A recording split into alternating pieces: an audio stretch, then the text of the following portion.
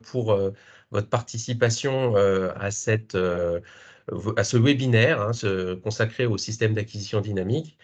Et je tenais dans un premier temps à vous remercier tous et toutes de votre participation qui montre effectivement l'intérêt de tout le monde à notre établissement et à notre nouvelle modalité de passation de marché.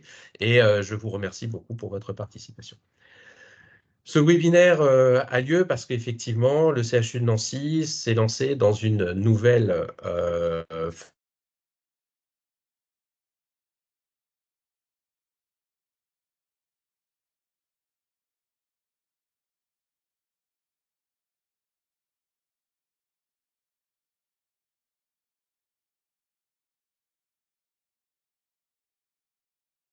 donc Franck Perrin, je suis coordonnateur des achats médicaux sur le GHT Sud-Lorraine et je suis accompagné de, voilà, je vous laisse Isabelle. Isabelle Lambourg, responsable du service marché public du GHT Sud-Lorraine. Alors j'espère que la qualité de la présentation est bonne parce que moi j'ai eu une coupure d'une minute là à l'instant. Je ne sais pas Oui, pour vous. on peut avoir des petites fiches Ouais. effectivement avec la qualité du réseau. Donc, merci à tous. On va commencer tout de suite. On vous autorise enfin, vous n'avez pas accès au micro et aux caméras, donc vous avez accès au chat pour poser des questions. La présentation durera à peu près 20 minutes, une demi-heure, et on laissera vos questions en fin de session. Bien. Donc, le système d'acquisition dynamique, nouvelle modalité pour le CHU de Nancy dans les achats pharmaceutiques. Mais avant tout ça, on voulait vraiment reprendre avec vous très rapidement qui on était au niveau de la fonction achat. Donc, la fonction achat du GHT Sud-Lorraine qui regroupe finalement les fonctions achats de 11 établissements. C'est une fonction achat qui est centralisée, c'est-à-dire qu'elle va comprendre sur le CHU de Nancy l'ensemble des filières d'achat et notamment l'ensemble de la partie médicale avec 3 acheteurs sur les produits de santé, un acheteur sur le biomède, un acheteur sur le laboratoire et également 3 gestionnaires marchés qui sont consacrés à la partie médicale et à la contractualisation à la fois sur place et sur la rédaction des pièces de marché. Le GHT Sud-Lorraine gère à peu près 429 millions d'euros de dépenses annuelles qui se répartissent sur à peu près 1 millier de fournisseurs actifs. On va traiter environ 400 dossiers d'achat par an et aujourd'hui, nous avons 2500 contrats actifs par an, toutes filières confondues, pas uniquement sur la partie produits de santé. Et donc, vous voyez, donc beaucoup de travail, beaucoup d'établissements, beaucoup de sujets. Et force est de constater que les marchés pharmaceutiques ont une particularité, c'est-à-dire que il faut rester systématiquement alerte avec les nouveautés, avec les référencements des Comedims, avec des pratiques qui évoluent à la fois chez les praticiens, mais également des choses qui évoluent chez les industriels, avec soit des arrêts de commercialisation, mais des choses plus positives, c'est-à-dire des nouveautés, des choses qui évoluent également chez les fournisseurs. Ensuite, il y a des ruptures, etc. Donc, ce qui génère un nombre de sollicitations sur la commande publique assez important et qui doit effectivement être pris en compte. Et les, euh, les, euh, les fonctionnalités classiques, appel d'offres du code des marchés, peuvent souvent être un petit peu lourdes à mettre en place pour gérer toutes ces évolutions. Ce qu'il y a aussi, c'est que au regard finalement de la masse des choses à traiter et des nouveautés, à la fois positives ou négatives, ça va générer des engorgements au niveau de notre cellule juridique, avec effectivement des nombreuses procédures à lancer et générant à la fois des retards qui se concrétisent donc par un manque de réactivité à la fois pour les soignants, mais également pour les industriels, puisque quelque part, ils vont manquer finalement de possibilités pour référencer les nouveautés et leurs nouveaux produits. Et donc, notre batterie d'armes aujourd'hui dans la contractualisation, on va la séparer sur 3 axes. On va avoir tout d'abord des besoins simples, on va avoir des besoins un peu plus complexes, dits achats complexes type DGOS, ou des fournitures avec de la mise à disposition, des modalités financières particulières, etc. Ou encore des fournitures dites exclusives, soit par brevet ou autre disposition. Donc, chaque type de besoin, on va les orienter vers un système, on va dire, d'encadrement juridique de passation. Sur les besoins simples, et c'est ce qui va nous consacrer aujourd'hui, on va parler de système d'acquisition dynamique et de marché spécifique. Pour les fournitures avec mise à disposition, les achats complexes, on va être sur des procédures que vous connaissez, les procédures classiques, les AO, les MAPA, les procédures avec négociation ou autres. Et enfin, pour les fournitures dites exclusives, donc avec un brevet lié à un équipement qui a déjà été acquis ou avec un lien avec une expertise médicale, on va être sur des marchés dits négociés. Donc, concentrons-nous sur le sujet du jour, sur le système d'acquisition dynamique, qui n'est pas tout à fait, pardon, une technique nouvelle, puisqu'elle est quand même assez ancienne dans le code de la commande publique, mais son usage devient de plus en plus fréquent que depuis quelques années, tout d'abord au niveau des centrales nationales, type RESA ou INIACHA, et maintenant de plus en plus par des plus petits établissements tels que les CHU de Nancy ou encore des GHT. Dans un SAD, on va avoir 2 phases importantes, une phase candidature et une phase dite de marché spécifique. Isabelle, peut-être je vous laisse un peu la main pour expliquer ces 2 phases. Oui, alors, ce qu'il faut avoir à l'esprit, c'est que effectivement, le système d'acquisition dynamique, c'est pas un contrat en lui-même, c'est un système, un processus électronique de passation de marché. Donc, effectivement, dans un premier temps, il y a une phase candidature. Alors, une phase candidature initiale, c'est-à-dire qu'on publie effectivement une publicité au BOMP, au JE, de façon classique, hein, comme une autre consultation, avec un délai de réception des candidatures qui est fixé à au moins 30 jours, pendant lesquels les sociétés peuvent déposer leur première candidature sur une catégorie. À l'issue de ce délai de sélection, on analyse les candidatures et on les admet dans ce processus, donc dans ce système. Si les sociétés sont admises dans ce système, elles auront accès effectivement aux différentes consultations qui seront lancées dans les catégories qui les concernent. Alors, ce qu'il faut savoir, c'est que le système d'acquisition dynamique est un système qui reste ouvert pendant toute sa durée de validité. Donc 8 ans, là, en l'occurrence pour le système d'acquisition dynamique qu'on a publié. C'est-à-dire qu'en fait, on peut accepter des nouvelles candidatures pendant toute la durée de sa validité. Donc ça veut dire que des sociétés qui n'ont pas candidaté pendant la première phase peuvent candidater par la suite lorsqu'on rouvre le système, et donc on l'ouvre une fois qu'on a admis les premières candidatures. Des sociétés qui ont été admises sur une catégorie peuvent candidater sur d'autres catégories plus tard, et des sociétés qui éventuellement ont vu leur candidature refusée dans un premier temps parce qu'il manquait un élément, ou parce qu'on a jugé qu'ils n'avaient pas les capacités suffisantes, peuvent recandidater dès lors que leur situation a changé. Et donc, pendant la durée de validité du système d'acquisition dynamique, vous serez sollicité, enfin les candidats admis seront sollicités au fur et à mesure des besoins du CHU de Nancy via place pour la contractualisation de marchés spécifiques. Et donc, c'est à ce moment-là donc on vous sollicitera pour des offres, pour recevoir des offres financières et techniques.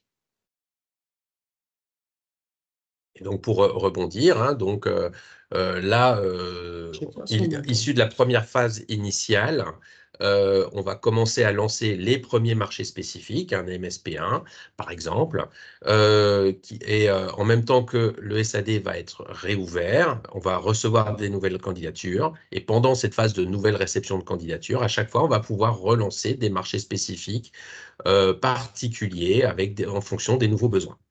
Donc, voilà, par rapport à le schéma général Voilà. Alors, ce d'un qui est SAD. peut-être nécessaire de préciser à ce stade, c'est que au moment de la candidature, on parle de référencement des fournisseurs par catégorie, c'est-à-dire que le système d'acquisition dynamique, il est subdivisé en catégories, c'est-à-dire en familles de produits.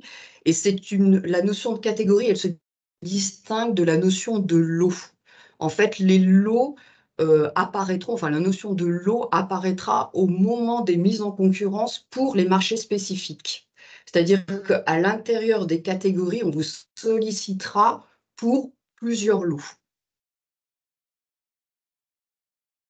Donc, une fois ce schéma établi, pourquoi on part sur un système d'acquisition dynamique? Vous l'avez compris, l'intérêt d'un système d'acquisition dynamique, c'est de faire une machine à contrat.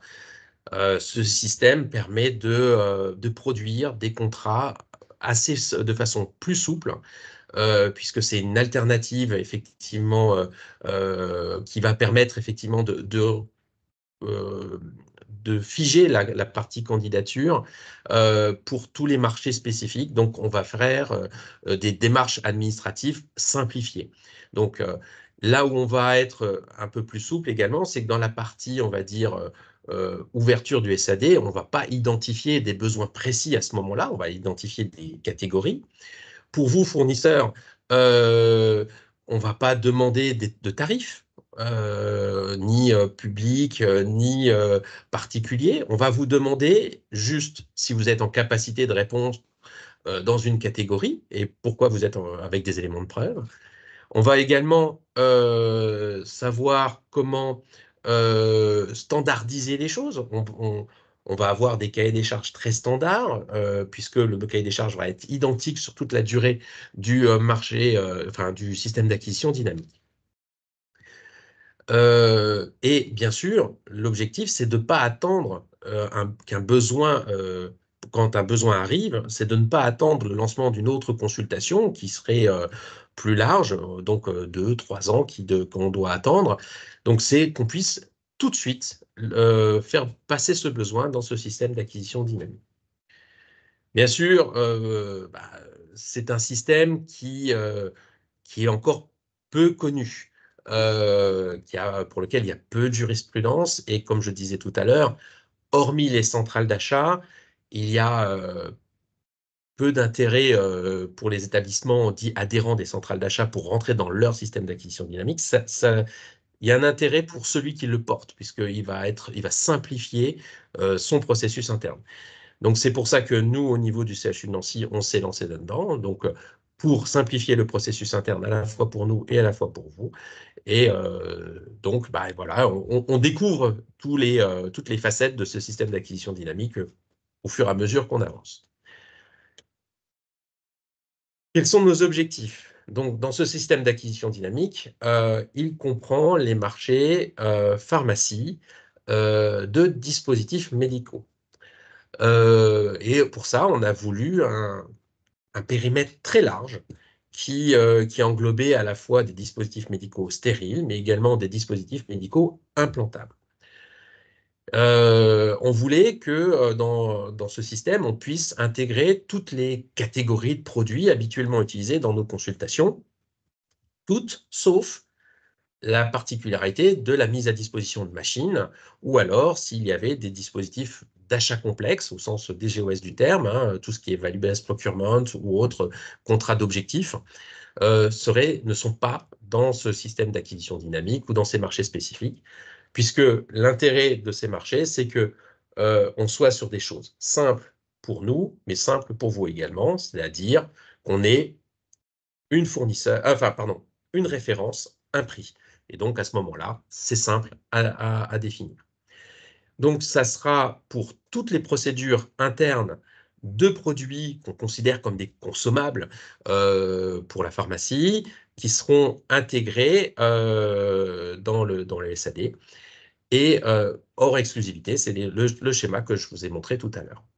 Et il sera ouvert pour l'ensemble de notre GHT. Donc, comment on a travaillé?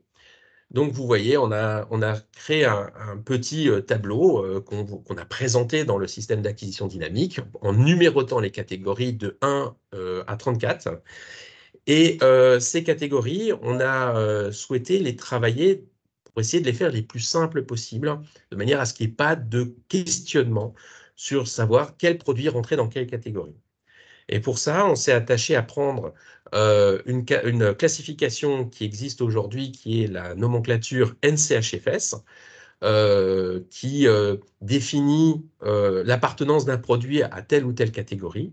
Cette codification est donnée nationalement, elle est revalidée dans nos systèmes informatiques par ce qu'on appelle la CIO, c'est une base interopérable parallèle qui nous permet de classer les produits dans les différentes catégories.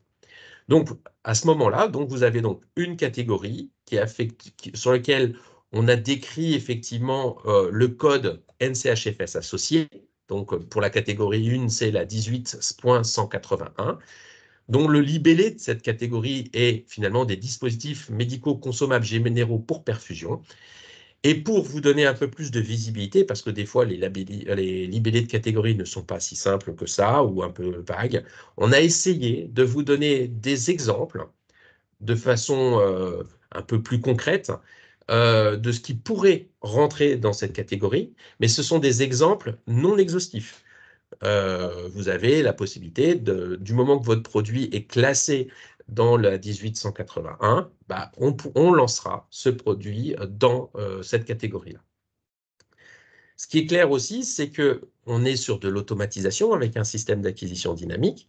Donc, qui dit automatisation, dit simplification et donner le maximum de visibilité. Donc, nous sommes contraints de définir des critères dès le lancement du système d'acquisition dynamique, dès l'ouverture du système. Donc, on a défini 3 critères, donc la valeur technique de l'offre, l'approvisionnement, la logistique et l'environnement, et le prix ou le coût. On a défini des fourchettes dans lesquelles pourront se situer des points pour ces critères. Donc, pour le critère valeur technique, ça sera entre 30 et 55 points. Ça ne sera jamais en deçà ou au-dessus. Ils resteront dans ces fourchettes. Ces critères sont figés, sont fixes, et la pondération sera déterminée dans chaque consultation, dans chaque marché spécifique qui vous sera envoyé. On vous a mis également, et là pour le coup à titre indicatif, puisqu'ils ne sont pas définitifs, des sous-critères qui pourraient rentrer dans la composition des critères. Encore une fois, ce n'est donné qu'à titre d'exemple. On peut parfaitement avoir des sous-critères différents lors des marchés spécifiques. Ils vous seront de toute façon précisés et leur pondération également. Donc, dans le cadre de notre SAD pharmacie DM, nous avons 34 catégories. Il faut voir aussi que ces catégories sont définies par un organisme extérieur au CHU de Nancy. Et de ce fait, quand on regarde de près ces catégories, il n'y a pas de spécification concernant le caractère stérile ou non stérile des produits.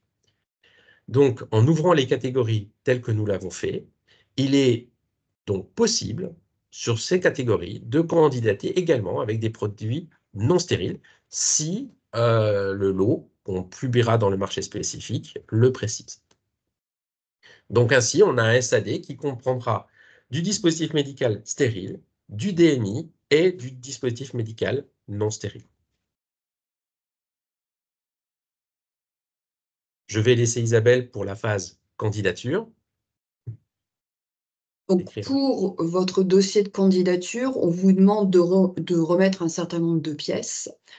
La lettre de candidature que vous fournissez dans toutes les consultations classiques, un cadre de réponse candidature que vous devez, qui est fourni dans le dossier de consultation et que vous devez compléter, et au moins une fiche technique d'un produit correspondant à la catégorie pour laquelle vous voulez être référencé. Et donc, c'est sur la base de ce dossier que l'acheteur jugera si la capacité de votre société est suffisante pour être admise dans la catégorie. Et donc, je rappelle que vous pouvez candidater pendant toute la durée de validité du système d'acquisition dynamique, c'est-à-dire 8 ans, et pas uniquement pendant la phase initiale. Donc, vous pouvez candidater éventuellement sur d'autres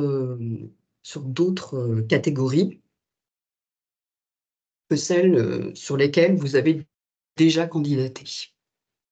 À titre d'exemple, si demain, dans votre société, vous lancez une nouvelle gamme de produits, vous pouvez tout à fait redemander une candidature de manière à pouvoir lancer votre nouvelle catégorie notre nouvelle référence dans la nouvelle catégorie. Dans la phase marché spécifique, donc c'est une phase de mise en concurrence, quelque part, hein, dans les catégories. Donc, on va avoir deux grands types de besoins. On va avoir finalement ce qui correspondait à nos besoins historiques, traditionnellement envoyés dans des consultations type appel d'offres. Donc ça, c'était les grosses consultations qu'on envoyait, donc qui étaient concernées par des nombreux lots, qui étaient plutôt rythmés par les échéances de marché. Et tout ça va se transformer en ventilant un petit peu cette consultation dans les différentes catégories, de manière à générer finalement plusieurs marchés spécifiques. La deuxième catégorie de besoins, c'est tout ce qui est nouveauté. Alors les nouveautés, hein, je le rappelle, ça peut être soit une nouvelle demande d'un praticien ou d'un comédims, ou alors effectivement une demande suite à une rupture de quelque chose qui va travailler sur le CHU à la place d'un produit qui n'existe plus, d'un de vos concurrents. Donc là, forcément, lorsqu'on va envoyer ces demandes, il y aura finalement dans la globalité peu de lots.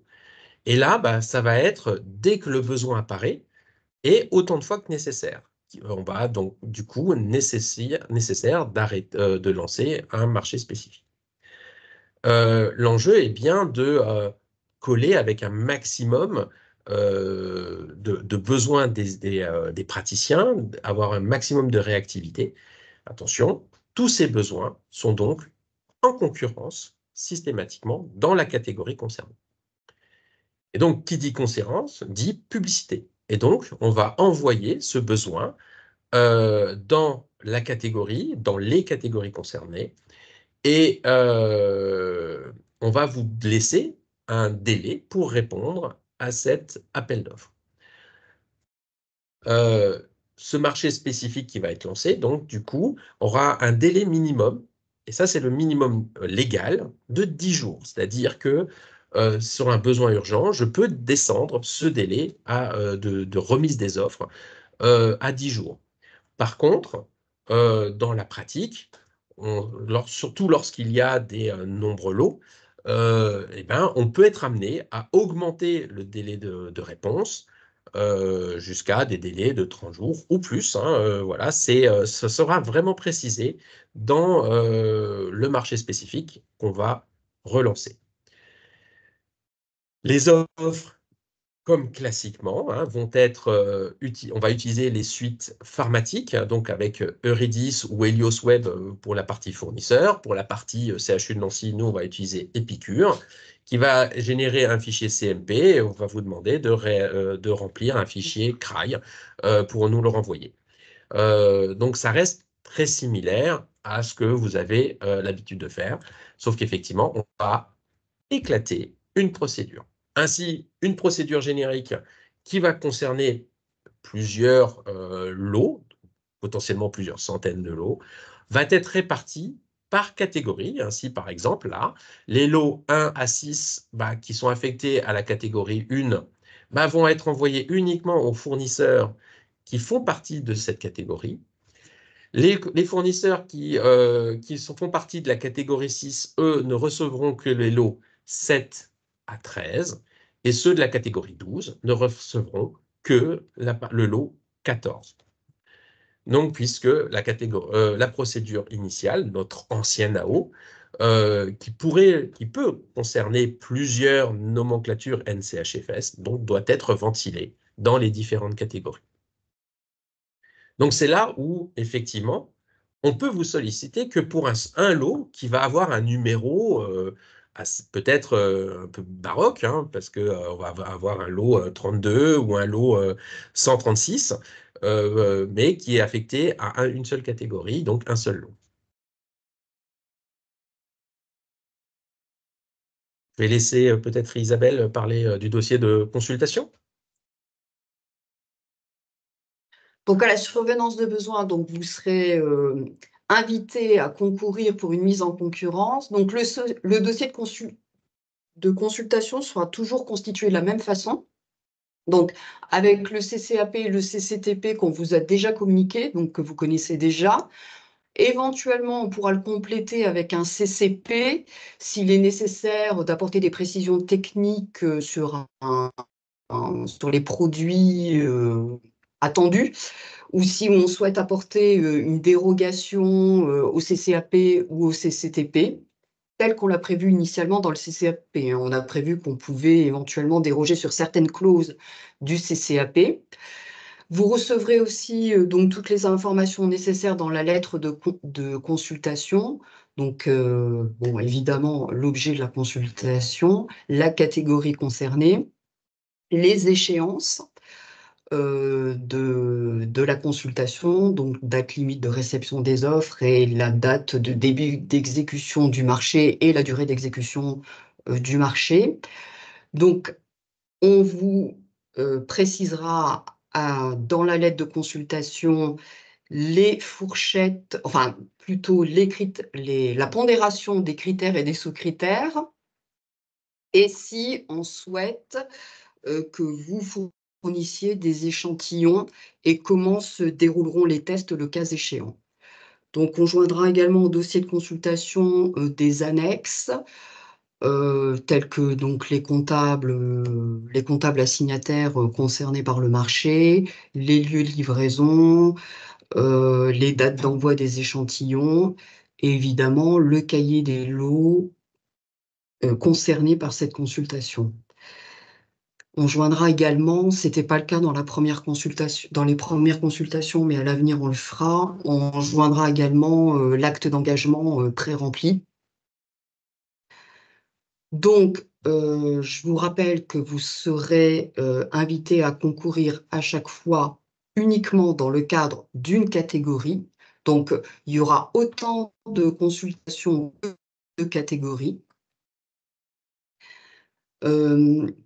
Donc, vous trouverez également les lots dans le point CMP, dit Épicure. Et donc là, je pense qu'on voulait vous donner un exemple d'une procédure de dispositif médico-parentéral.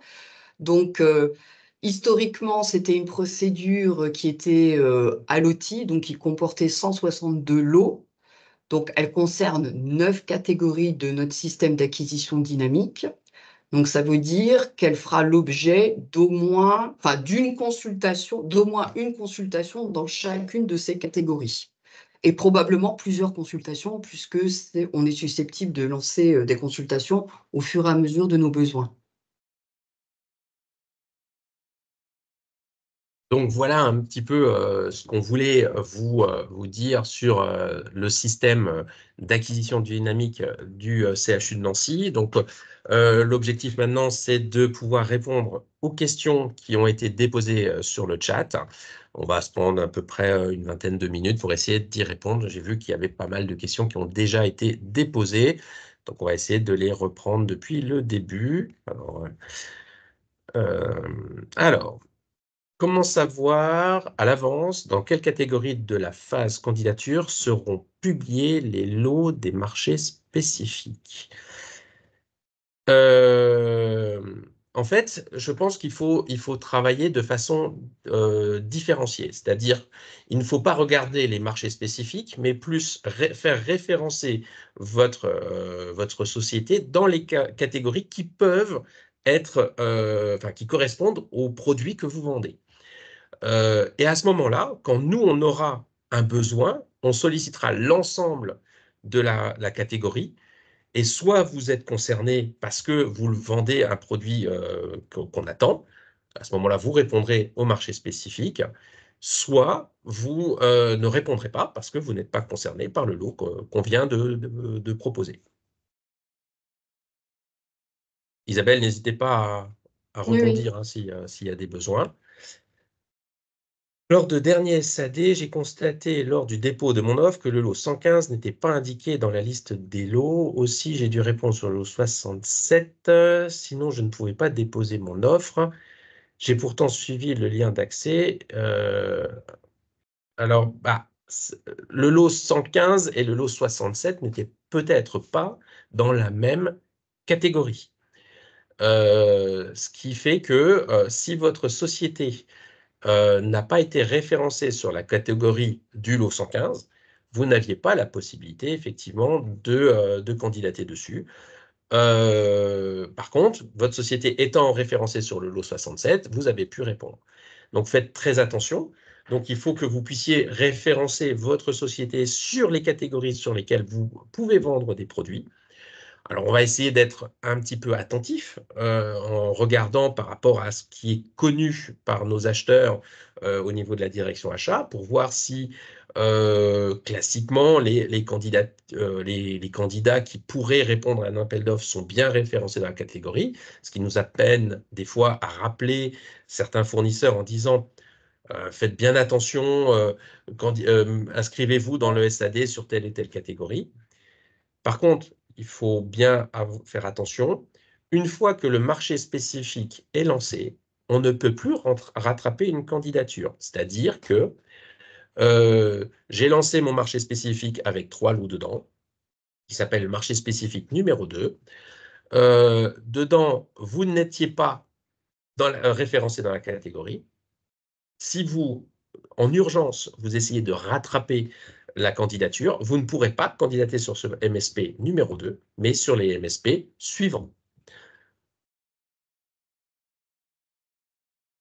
Je me pose la question de savoir si ce SAD est la suite du premier lancé en 2023. Donc, c'est le Donc, même. je confirme, c'est bien la suite. C'est bien la suite, hein, parce qu'effectivement, il y a bien une première phase de candidature initiale, donc classiquement 30 jours. Et lorsqu'on a accepté, admis les premières candidatures, on rouvre le système d'acquisition dynamique, donc il restera ouvert pendant toute la durée de sa validité, c'est-à-dire 8 ans. Donc je ne me souviens plus exactement, je crois que c'est jusqu'en décembre 2020, 2000, je me souviens plus. Pardon, c'est trop lointain. 2031, je crois. Euh, et donc, c'est bien le même. Et si vous avez déjà, parce que je vois, à savoir que notre candidature a déjà été retenue, donc si effectivement votre candidature est retenue, a priori, elle sera retenue pendant les 8 années, sauf si les conditions de votre société évoluent, mais a priori, vous serez bien retenu pendant les 8 ans de la durée du système d'acquisition dynamique. Donc, il n'est pas nécessaire de recandidater sur la même catégorie. Nouvelle question. Avez-vous connaissance si des marchés pour la catégorie 11 ou une autre hein, sont prévus cette année? Le but du SAD, c'est justement de dire qu'il est ouvert tout le temps et des besoins peuvent tomber n'importe quand, dans n'importe quelle catégorie. Des nouveautés ou pas. Donc là, je ne peux pas répondre à votre question. Je dirais que potentiellement, toutes les catégories peuvent être interrogées sur une période. Est-ce que le SAD de Nancy ne fait pas doublon avec le SAD du RESA? Alors la réponse, elle est très simple, c'est pas du tout. Même si on a les mêmes catégories, les besoins qui vont être traités dans les SAD RESA ou UniHA ou encore d'autres SAD, hein, d'autres structures, euh, ne sont pas concurrents. Hein, et le besoin qui va être traité dans le marché spécifique va différer entre nous. Donc non, ce n'est pas la même chose. Isabelle, une phase candidature pour un SAD est déjà parue au mois d'octobre et c'est le même dossier. Donc, on a C'est répondu, le même dossier. c'est le même dossier. Y a-t-il un risque que certains produits soient en doublon dans une procédure INE-achat à laquelle vous adhérez et au SAD que vous avez publié? Alors, encore une fois, on va être très précis sur les mots. Un SAD ne référence pas de produit. Il permet à des fournisseurs de répondre à des besoins particuliers qu'on va exprimer dans le cadre de marchés spécifiques. Dans le cadre du SAD, il n'y a pas de produit. Donc, si on a répondu, si on a candidaté sur un marché uni-achat RESA, et que on vous repose la question sur une catégorie pour le CHU de Nancy, il n'y aura pas de doublon. Le doublon peut arriver éventuellement, mais on essaye de que ça ne soit pas le cas, dans le marché spécifique. Il se peut que on rate ou on se trompe, voilà, mais c'est une erreur au niveau du marché spécifique et qu'on appelle le même produit. Normalement, ça ne doit pas arriver. Et le but, c'est que ça n'arrive jamais. Donc, les besoins qu'on fera dans le marché spécifique seront soit parce qu'ils prennent le relais d'une consultation nationale, donc avec une date d'entrée différente, donc qui correspond à une sortie d'un contrat national, soit c'est parce qu'effectivement, nous ne sommes pas adhérents pour cette référence dans un marché dit national et que nous faisons notre propre consultation pour des raisons qui nous appartiennent. Pouvons-nous recevoir par mail ce fichier afin qu'on puisse le partager avec nos équipes? Je suppose que c'est le diaporama. Donc le diaporama, donc il y aura la visio qui sera mise en ligne. Je pense que je ne mettrai pas forcément toutes les questions-réponses, mais en tout cas le diaporama sera mis en ligne pour que vous puissiez revoir et diffuser ce lien avec vos équipes. Et si la question s'applique au document de la consultation, et ben là, à ce moment-là, ça sera sur place, la plateforme Place, qu'il faudra aller télécharger les documents. Qui dit MSP dit mise en concurrence. Y a-t-il un engagement de volume ou de PM? Donc là, je pense que c'est prix moyen garanti et une durée contractuelle.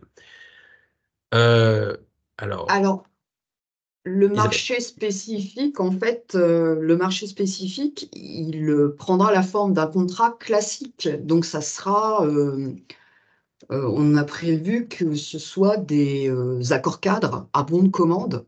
Donc, effectivement, sans engagement de montant minimum, mais avec un montant maximum. Et un accord cadre avec une durée contractuelle, donc une période ferme avec éventuellement des périodes de reconduction et qui, en tout état de cause, ne dépasseront pas 4 ans. Effectivement, on est dans un système qui est tout à fait similaire à celui qu'on avait dans les appels d'offres que vous connaissez. Donc, il y aura exactement à peu près les mêmes éléments. Donc, on vous donnera un montant, une quantité estimative de nos volumes. Euh, Effectivement, la loi nous impose un montant maximum. Elle ne nous impose pas de minimum. Je ne dis pas que dans les 8 ans, il n'y aura jamais de minimum. En tout cas, c'est un objectif qu'on se fixe plutôt à moyen-long terme sur le CHU de Nancy de vous pouvoir nous engager sur des volumes minimums.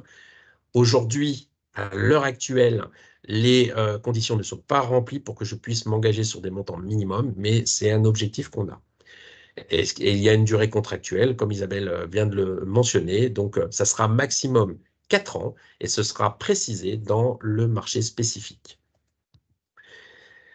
Est-ce que le SAD est-il multi-attributaire? Alors, je vais répondre à la question.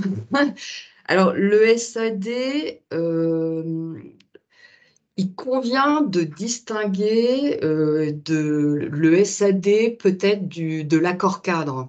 Parce que je pense qu'effectivement, on fait un rapprochement, souvent on fait un rapprochement avec l'accord cadre. Donc, le système d'acquisition dynamique, c'est pas un contrat en lui-même, c'est un processus électronique de référencement des candidats. Donc, effectivement, il a pour objet de référencer un maximum de candidats, un maximum de sociétés dans chacune des catégories.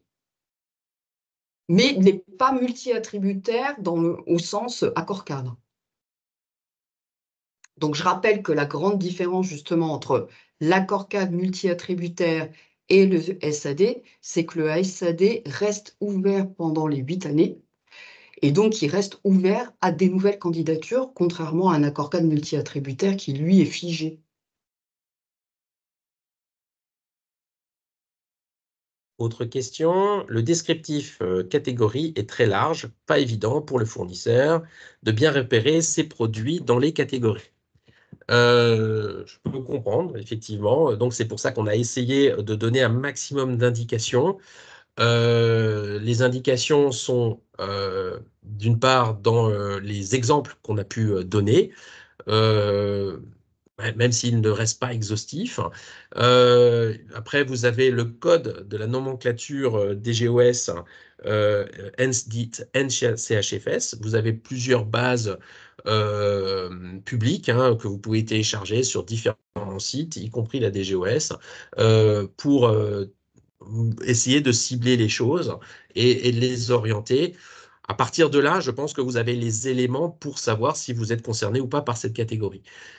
Mais c'est très difficile de rester sur, de décrire avec précision une catégorie. Donc, effectivement, et puis c'est à la limite assez contre-productif, puisque le but, c'est de vraiment préciser le besoin qui va être avéré dans les marchés spécifiques.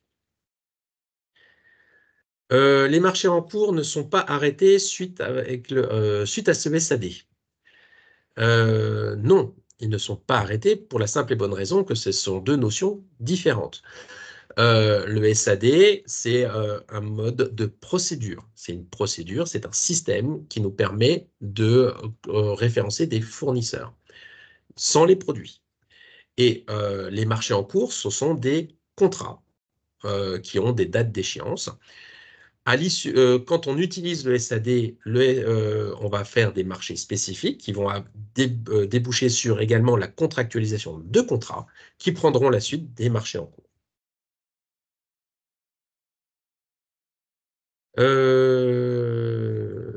Donc, c'est bien le SAD 23089 qui a été publié en octobre 2023 et qui sera donc ouvert jusqu'en 29 décembre 2031. Vous pouvez candidater jusqu'au 29 décembre 2031. On va pouvoir publier des marchés spécifiques jusqu'au 29 décembre 2031 dans le cadre de ce SAD. Nous n'avons pas la certification ISO, cependant, dans notre qualité de banque de tissu humain, nous aurions l'autorisation AMM. Le système de qualité requis est l'équivalent ISO. Après, alors là, c'est des éléments de candidature. Effectivement, nos praticiens, nos cliniciens demandent des exigences en termes de candidature, dont certaines certifications ISO. Si vous arrivez à nous prouver dans la candidature que vous avez un système équivalent à l'ISO qu'on demande au niveau de la candidature, à ce moment-là, étant donné qu'on nous autorisons des équivalences, il n'y a pas de souci. Après, c'est un processus de référencement. Donc, nous devons mettre des critères également au niveau de la candidature, ce qui est le cas dans tous les appels d'offres, hein, mais peut-être que vous ne le voyez pas forcément. Et donc, ceux qui ne sont pas qualifiés, donc qui n'ont pas les capacités pour répondre aux exigences, ne font pas partie des personnes référencées. Comment les fournisseurs sont-ils informés des besoins d'une catégorie? Isabelle, je peux vous laisser répondre. C'est via Place, je suppose. Alors effectivement, enfin, je veux dire, il n'y aura pas de pré-information de nos besoins sur une catégorie. Vous serez informé en fait au fur et à mesure de nos besoins lors des remises en concurrence pour l'attribution du marché spécifique en fait. Donc vous serez informé dans le dossier de consultation, au moment de la consultation. Une remarque qui est la durée minimum de 10 jours pour réponse est trop courte. Alors, elle Je est trop pense qu'on courte, pas selon. l'utilisera exceptionnellement. Voilà, elle est trop courte peut-être par rapport à votre process, mais par rapport à la loi, c'est ce que la loi autorise. On n'a pas dit qu'on allait l'utiliser, on dit qu'on peut aller jusqu'à 10 jours. Après, en tant qu'acheteur, et plutôt acheteur responsable, le but, c'est d'avoir des candidatures. Pour nous, ne pas avoir de candidature, c'est un échec. Donc le but, c'est, et on est là aussi pour vous expliquer ça, c'est parce qu'on veut vos candidatures. Donc on va essayer de se mettre systématiquement dans les bonnes dispositions pour que vous puissiez travailler les offres de la meilleure façon possible et que nous, on puisse avoir les meilleures offres possibles à l'issue de cette candidature. Toutefois, 10 jours, c'est court pour de nombreux lots.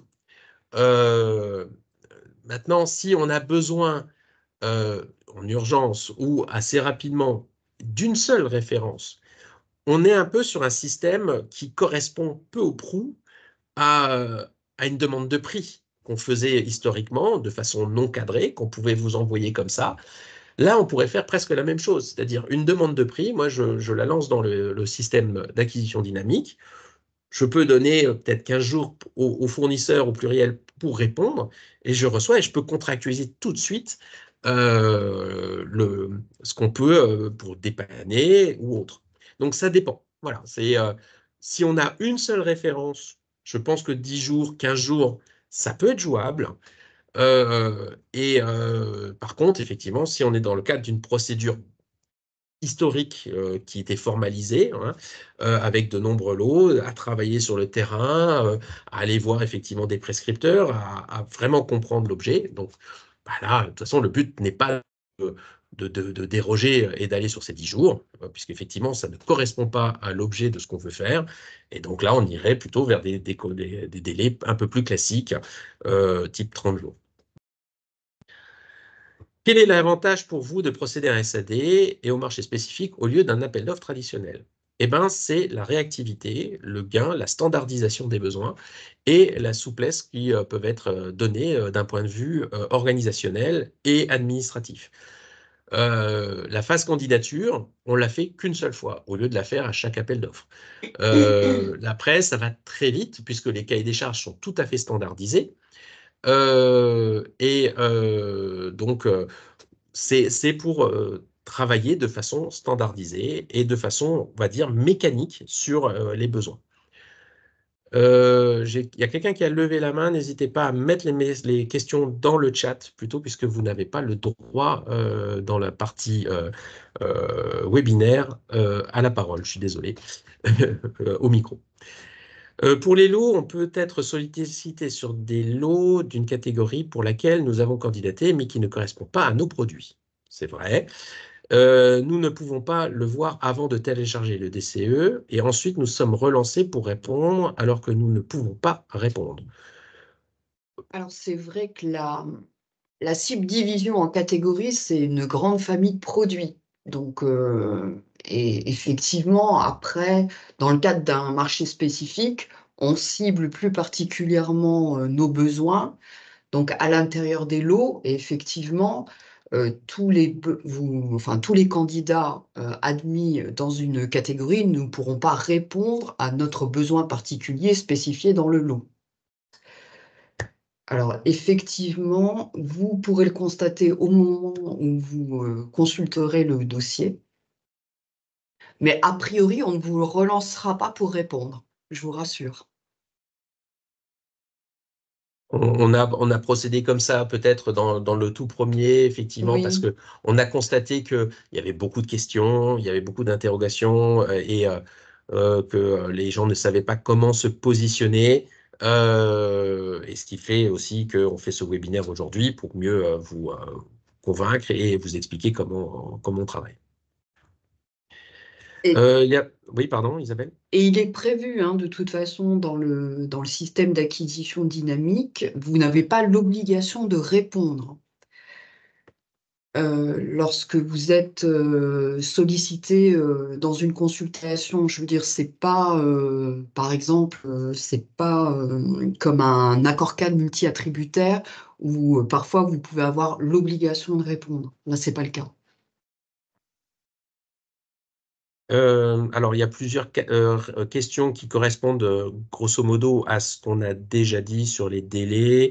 La deuxième phase du SAD est bien lancée et elle est en cours actuellement.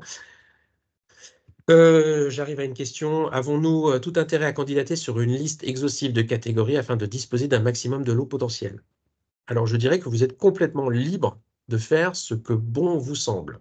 Toutefois, pour rentrer dans une catégorie, il va falloir proposer une fiche produit qui correspond au moins à un élément de la catégorie. Sinon, on ne vous acceptera pas dans la catégorie. Mais après, c'est à vous de voir. Nous avons candidaté il y a un mois. Sous quel délai peut-on savoir si notre candidature a été retenue? Les candidatures, alors il y a un process qui est en train d'être mis en place sur le CHU de Nancy. Faut savoir qu'on a eu énormément de candidatures sur la première phase. On a eu 250 fournisseurs qui ont déposé en tout et pour tout près de 900 candidatures qu'on a dû analyser les unes après les autres par catégorie. Donc on peut mettre un certain temps. Normalement, ce temps est de 10 jours pour nous. On a 10 jours pour vous répondre si votre candidature a été retenue ou pas. Et pour ça, on a mis en place où toutes les semaines, les acheteurs vont valider les nouvelles candidatures réceptionnées entre deux analyses des dépôts de candidature. Que devient le SAD pour lequel, bon, alors donc ça c'est le SAD 23089, donc c'est toujours le même et il sera ouvert pour 8 ans, donc on a déjà répondu à cette question. Est-ce que nous recevons un mail lorsqu'un marché spécifique est lancé ou devons-nous le retrouver sur le site Place? Oui. Donc, effectivement, vous recevez bien un mail du site Place qui vous donne un lien d'accès à cette procédure restreinte. Donc, sur lequel vous pouvez donc consulter le dossier de consultation et répondre, le cas échéant. Alors, faut-il redonner tous nos détails administratifs à chaque MSP? Non. C'est ça l'intérêt. C'est effectivement que toute la phase candidature a été préparée en amont. Euh, Après, tout dépend ce que vous entendez par détail administratif. On va vous demander, normalement, étant donné qu'on va préciser le besoin, on va vous demander des fiches techniques de produits, on va vous demander effectivement les marquages CE qui correspondent aux produits qu'on va vous demander. Mais concernant la société en tant que telle, non. Est-ce que les catégories peuvent changer durant la période du SAD, donc pendant les 8 ans? La réponse est non. C'est figé. La seule chose qui n'est pas figée, c'est votre position. C'est-à-dire, vous pouvez rentrer dans des nouvelles catégories, mais vous pouvez demander également, parce que vous arrêtez la catégorie c'est un type de produit, vous pouvez demander à sortir de la catégorie. Donc, vous êtes libre d'entrer ou de sortir dans les catégories du SAD autant que vous voulez. La fin du SAD est donc prévue pour le 29 décembre 2031, d'après ce que, effectivement, C'est Madame Lambourg nous a exact. dit. Est-ce qu'on doit s'engager au niveau des prix pour 8 ans? Donc, on le redit, hein, dans le SAD, dans la partie candidature, on ne référence que la société. Il n'y a pas de référencement de produits à ce niveau-là. Et donc, on ne vous demande aucun prix. Les prix vont être demandés dans les marchés spécifiques pour lesquels on va préciser la durée de contractualisation euh, qui ne pourra excéder 4 ans, comme dans tout accord cadre de fourniture. Est-ce que chaque MSP aura un numéro de marché une fois notifié? La réponse est oui. Depuis le Chaque lot même aura un numéro de marché. Oui, depuis le 1er janvier 2024, le CHU de Nancy applique la directive de la DGOS, à savoir un lot égale un numéro de marché. Et donc, on aura un numéro de marché particulier par lot. Peut-on contacter les personnes en charge de ces marchés en cas de besoin? Toujours. Toujours, la direction achat est ouverte et bien volontiers, nous vous accueillons, nous vous proposons des entretiens. Sur le site du CHRU de Nancy, vous avez dans la rubrique fournisseurs la possibilité de prendre rendez-vous avec nous, avec un petit système qui s'apparente un peu à Doctolib, hein, soit en présentiel, soit en visio, avec la totalité de nos acheteurs qui peuvent être disposés à vous répondre, à vous questionner. Donc, n'hésitez pas, au contraire, on se fera un plaisir de travailler avec vous et en entretien. Si nous avons candidaté sur plusieurs catégories, recevrons-nous la notification via la plateforme Place ou pour vous adresser l'offre? Donc oui, hein, donc ça on a déjà répondu. Euh, alors, je comprends la logique des 10 jours, cependant il faut un délai. S'il faut se fournir dans ce délai un nombre d'échantillons, en effet c'est court. Ça va de pair, c'est-à-dire qu'il faut qu'on soit cohérent en tant qu'acheteur. Je veux dire, un acheteur cortiqué alors je sais bien que tout le monde n'est pas cortiqué, mais on va essayer de l'être. C'est-à-dire que si on vous demande des échantillons à fournir, effectivement, à ce moment-là, il ne faudra pas 10 jours. Pour autant, les échantillons ne seront pas systématiques dans ce SAD. Les dispositions d'échantillonnage seront précisées dans les marchés spécifiques.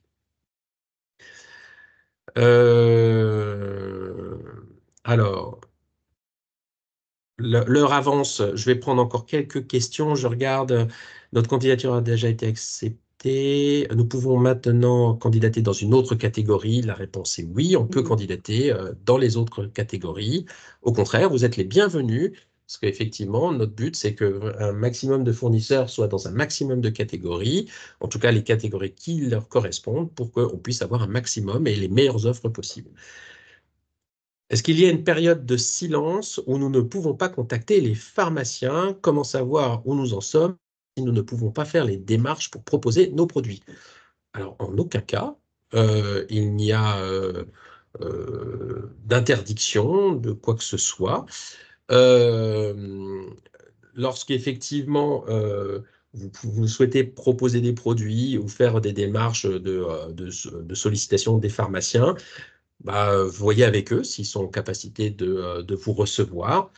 Il est vrai qu'une fois que le marché spécifique est lancé, il est de bon ton d'éviter de vous recevoir. Pourquoi? C'est uniquement pour respecter l'égalité entre les candidats, mais en amont et en aval, il n'y a pas de problème à ce niveau-là. Voilà, vous pouvez tout à fait faire les démarches que vous voulez. À savoir que les pharmaciens ne sont pas les acheteurs. Les acheteurs sont au niveau de la direction achat. Donc, vous pouvez, comme je vous l'ai dit sur le site CHRU de Nancy, dans la rubrique fournisseurs, nous contacter et prendre des rendez-vous avec nous euh, pour effectivement nous faire connaître et puis également que nous, on puisse vous expliquer comment fonctionne le CHU. Pouvons-nous soumissionner pour une catégorie en cours de SAD? Alors, le SAD, il est ouvert pour 8 ans. Vous pouvez candidater uniquement si le SAD est ouvert, c'est-à-dire qu'une fois que le SAD aura dépassé sa date du 31 décembre 2000, non, du 29 décembre 2031, 29. vous ne pourrez plus candidater dans le SAD. Entre aujourd'hui et cette date, vous pouvez soumettre à une candidature sans problème. Par contre, si vous souhaitez candidater dans une catégorie parce qu'il y a un MSP qui vient d'être lancé, vous pouvez candidater, mais vous ne recevrez pas le MSP qui vient d'être lancé. Vous aurez les MSP suivants. Donc, c'est-à-dire qu'au moment où je lance un marché spécifique, on regarde les inscrits dans une catégorie et c'est cette liste-là qui est figée pour la publication. Est-ce que des marchés spécifiques sont déjà publiés? La réponse a été oui, mais force est de constater que la compréhension n'était pas euh, bonne, ou en tout cas il y avait certaines incompréhensions, une manque de visibilité. Donc il y en aura dans les prochaines semaines. Voilà, pour ne pas trop dépasser l'horaire qu'on s'est fixé, je vous remercie pour votre participation. Vous avez été très nombreux, on est arrivé à presque 150 personnes. Merci à tous. On vous souhaite une bonne fin de journée. Il y aura donc un replay de ces éléments et à très bientôt sur nos marchés spécifiques. Merci bien. Au revoir. Merci, bonne journée.